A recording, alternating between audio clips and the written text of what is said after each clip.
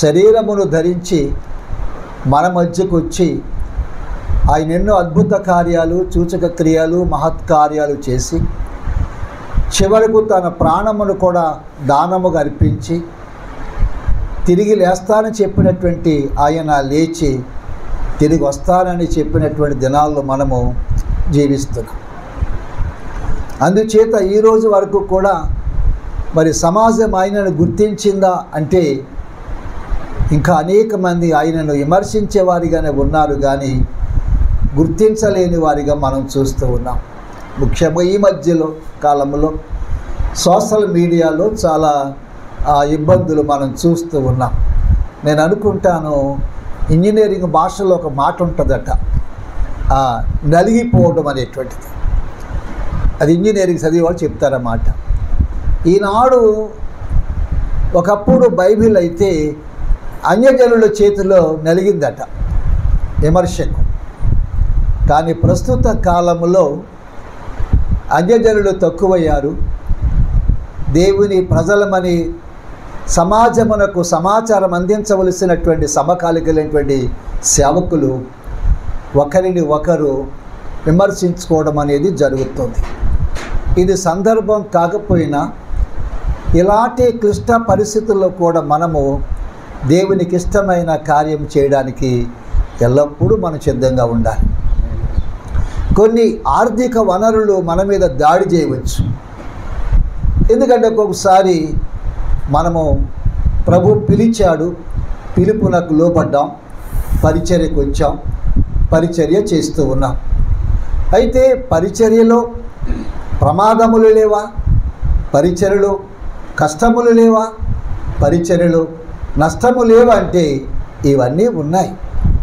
ఇవన్నీ ఉన్నాయని మనం ఎలా చెప్పగలుగుతాం? మనకున్నటువంటి రీజన్ ఏంటి, ఆధారం ఏంటి అనుకున్నప్పుడు పరిశుద్ధాత్మ దేవుడు ఇలాంటి క్లిష్ట పరిస్థితుల్లో మనం ఎలాగ ధైర్యం తెచ్చుకోవాలో మన కొరకైనా ముందుగానే ఆయన మాటలు సిద్ధము చేసి మన చేతుల్లో ఉంచాడు. దేవుని నామానికి మహిమ కలుగును గాక.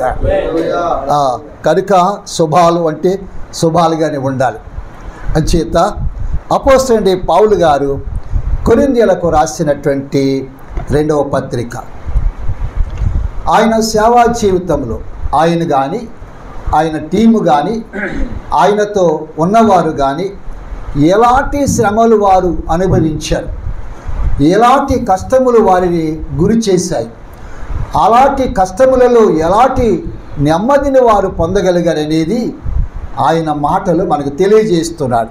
2వ పత్రిక 4వ అధ్యాయములో కొన్ని మాటలు మనం క్లుప్తముగా చూసి తిరిగి మళ్ళా నేను అధ్యక్షుల వారికి ఈ సమయాన్ని అప్పగిస్తాను.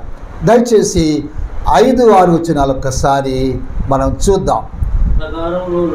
అంధకారములో నుండి ప్రకాశించునుగాక తన మహిమను గూర్చిన జ్ఞానము యేసుక్రీస్తునందు వెల్లడిపరచుటకు ఆ హృదయములలో ప్రకాశించెను కనుక మేము మమ్మును గూర్చి ప్రకటించుకోవట్లేదు కానీ క్రీస్తు యేసును గూర్చి ఆయన ప్రభువనియు మమ్మల్ని గూర్చి యేసు నిమిత్తం మేము మీ పరిచారకులమనియు ప్రకటించున్నాము. చాలు. ఇక్కడ మనం చూసినప్పుడు 2 మాటలు ఉన్నాయి. ఇక్కడ మమ్మును మేము ప్రకటించుకోవడం లేదు. ఎవరు మమ్ములను ప్రత్యేకపరిచారో,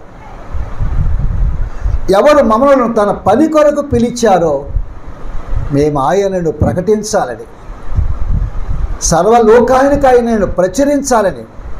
ఆయన ఎందుకు వచ్చాడు, ఎందుకు రావలసి వచ్చింది, వచ్చినటువంటి ఆయన ఏమి చేశాడు అని చెప్పడానికి మమ్మల్ని మేము చూసుకోవడం లేదు, కానీ మేము ఆయనను ప్రకటించుచున్నాము అంటున్నాడు.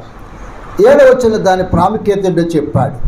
ఆయనను మా బలాతిశయము మా మూలమైనది కాక. మాకంటూ శారీరకమైనటువంటి బలం ఉన్నది, బలం బట్టి ఒకరు మేము అతిశయిస్తున్నాము, కానీ అంటున్నాడు ఆయన మా బలాతిశయమును బట్టి కాక దేవుని అందుండు ఈ మట్టి ఘటములలో ఈ ఐశ్వర్యమును కలదు. మట్టి ఘటము, ఘటము అనేటువంటి పదము ఎందుకో మరి ఆ రోజు తర్జుమాల్లో వాడారు. ఘటము అంటే మనందరికీ తెలుసు. ఘటమును విడిచి తిని అనేటువంటి మాట దైవజనులు మాస్టర్మణి గారు రాశారు. ప్రభు ప్రేమ తొలికేకని దాంట్లో ఘటమును విడిచి. కనుక ఈ మట్టి ఘటములో దేవుడు ఏముంచాడట? తన మహిమైశ్వర్యమును ఉంచాడు. అది మట్టి ఘటమే కావచ్చును, చేజారితే బద్దలైపోవచ్చును. అల్పమైన ఈ జీవితాల్లో కూడా దేవుడిచ్చినటువంటి ఆధిక్యత.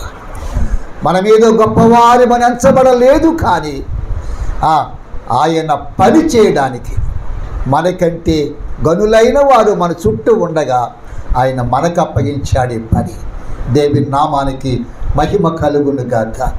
మరొక మాటను అక్కడ మన